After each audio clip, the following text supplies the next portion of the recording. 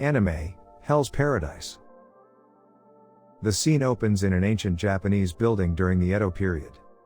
An executioner is preparing to decapitate a white-haired man with his katana. The execution is being watched by a judge and two of his assistants. The executioner then repeatedly slashes the white-haired man's neck, as if his neck refuses to be cut off.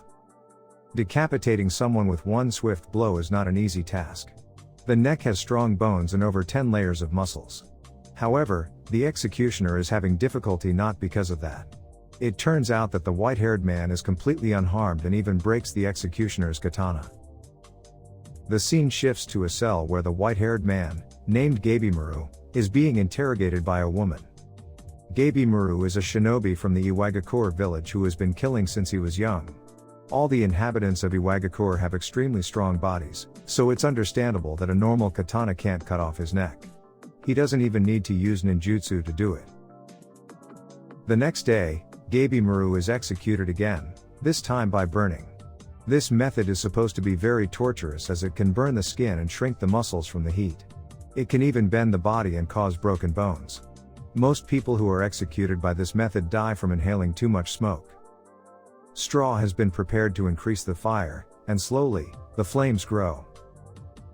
However, it's quite strange that only his clothes burn off, while his body appears to be unharmed. In the night, Gabimaru is interrogated again by the woman from yesterday. Gabimaru says that he actually wants to be killed and didn't resist during his execution. After all, his parents were killed by the village head when he was young, he had no big aspirations to achieve. And he was even betrayed by his own comrade because he wanted to leave the village, and eventually sentenced to death here. The interrogating woman becomes curious as to why he wants to leave the village, but Gabimaru doesn't answer that question. The next day, a new execution method had been prepared for Gabimaru. This time, both of his legs would be tied with mining ropes, which would then be pulled by two cows. Human legs can only withstand a force of up to 500 kilograms, while cows can exert a force of up to 950 kilograms. With such a tremendous force, a human's legs would normally be severed. Or worse, the body would be split in half when pulled. The execution began, and the two cows pulled fiercely, causing some straw on their bodies to catch fire. Strangely, in the midst of the execution, Gabimaru seemed to be holding back his legs from being fully pulled by the two cows. The interrogating woman noticed the anomaly. After all, Gabimaru said he wanted to be killed and wouldn't resist.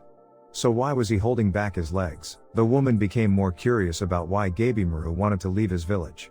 She had a hunch that it might have something to do with Gabimaru resisting during his execution. He said the reason he wanted to leave the village was because of his wife. As the strongest shinobi in the village of Iwagakure, recognized by the village chief, he was married to the chief's daughter. However, he did not like his wife's attitude. She was a foolish, naive daughter of the chief who constantly advised him on trivial matters. He had to remove his footwear before entering the house, had to pray once a day, had to be grateful for the food provided, and other trivial things. Gabimaru was disgusted with his wife's words and believed that his shinobi skills would become dull if he continued to be with her. That was why Gabimaru wanted to leave the village. He had asked for permission from the village chief and was given a false mission to trap him. Leaving the village was forbidden in the village of Iwagakure. Gabimaru admitted that he knew he had been tricked and simply surrendered when caught because he knew he would be hunted down if he managed to escape. At night, the interrogator woman had a small conversation with one of the judge's assistants. She was asked not to be too relaxed around Gabimaru because he had a nickname that made one's hair stand on end. His nickname was the Emptiness. He was empty when he killed, not shedding a single drop of blood or tear. Before being captured, he had killed 20 people alone. Once again, the interrogator woman found this strange. If Gabimaru was really an empty person, why did he rebel and kill 20 people before surrendering? It was odd. When he was interrogated again, Gabimaru himself realized that he had fought back during his execution, but he was confused as to why he did it. Even during his first execution, Gabimaru had tightened his neck so that his head could not be cut off by the sword. Finally, Gabimaru resolved to end his life the next day and would resign himself during the execution. The next day arrived. However, once again, when being executed by being boiled alive in a pot of hot oil, Gabimaru still managed to survive. He once again wondered why he didn't just resign himself, even though he was supposed to be an empty person. At that moment, the interrogator woman closed the book she always carried with her when interrogating Gabimaru, as if she had come to a conclusion. She declared to the judge that she was ready to carry out her duty. When night fell, instead of being interrogated, Gabimaru was taken to a room to be executed. As the door opened, Gabimaru was surprised to be greeted by the female interrogator who was preparing her katana. The woman turned out to be no ordinary interrogator, but Yamada Asuman Seidri, an executioner from the Yamada clan who was sent from Edo. The Yamada clan was known for generations as expert katana testers and executioners. Strangely, Seidri was a woman, which was unusual for a woman in the Yamada clan to be an executioner.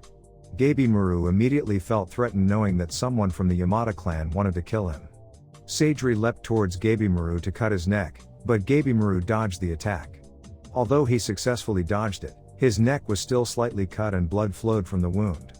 Gabimaru continued to doubt himself, whether he really wanted to die or not. According to Seidri's experience as an executioner, there was a great emptiness within Gabimaru, but he still had a desire to live. Investigating further, Gabimaru lied about his wife. All of his answers during the interrogation were honest, except for the ones about his wife. Gabimaru actually loved his wife very much, and he even paid attention to every advice given by her. Feeling angry, Gabimaru quickly grabbed a guard's katana and swung it towards Seidri. Seidri managed to parry it and even provoked Gabimaru more. She said that Gabimaru was only lying to himself and forcing himself to pretend that he wanted to die. Nevertheless, Gabimaru remained firm in his belief that he was empty. In the midst of the fight, a flashback of Gabimaru with his wife was shown. In the flashback, Gabimaru felt that the nickname Hollow was fitting for him.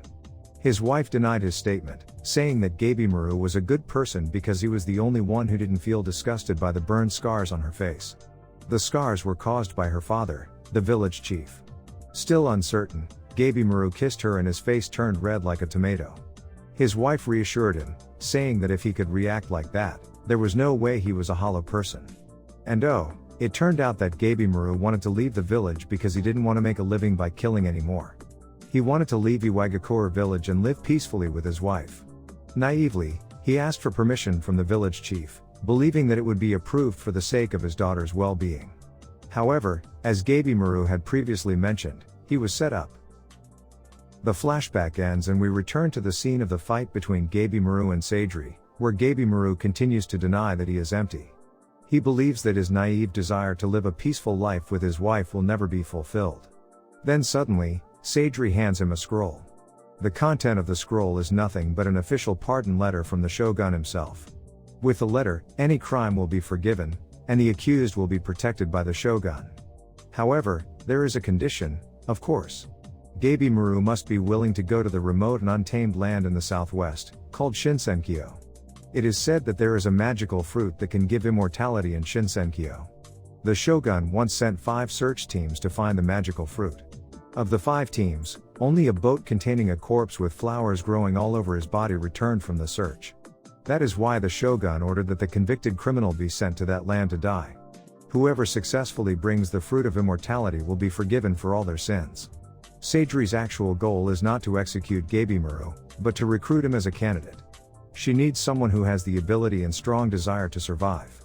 Based on information from Seidri, Gabimaru's wife is still alive and in Iwagakure village. Upon hearing this, he was surprised. How could he not be? He knew that his wife was still alive and now there is an offer for forgiveness right in front of him. A golden opportunity to live in peace with his wife. The judge who has been listening is not willing to release Gabimaru just because of an unclear fairy tale. Gabimaru remembered when his wife told him that he was not empty, and tears fell from his eyes. The judge's guards, who were ready to attack Gabimaru and Seidri, were suddenly startled. Red flames came out of Gabimaru's body. This is what is known as ninjutsu, a secret technique of a shinobi that is so powerful. Ninpo, hiboshi. In an instant, Gabimaru burned all the judge's guards. Then, he agreed to the condition and would find the fruit of immortality. Seidri said that Gabimaru must follow her to Edo first before going to Shinsenkyo. Gabimaru, who had previously seemed quiet, suddenly became chatty, saying that the route would become more convoluted if he had to go to Edo first. Even so, he was determined to return to his wife. Whatever the obstacles, everything would be done for her. This is the end of this episode. Thank you so much for watching. Don't forget to subscribe so you won't miss the part 2 of this series recap.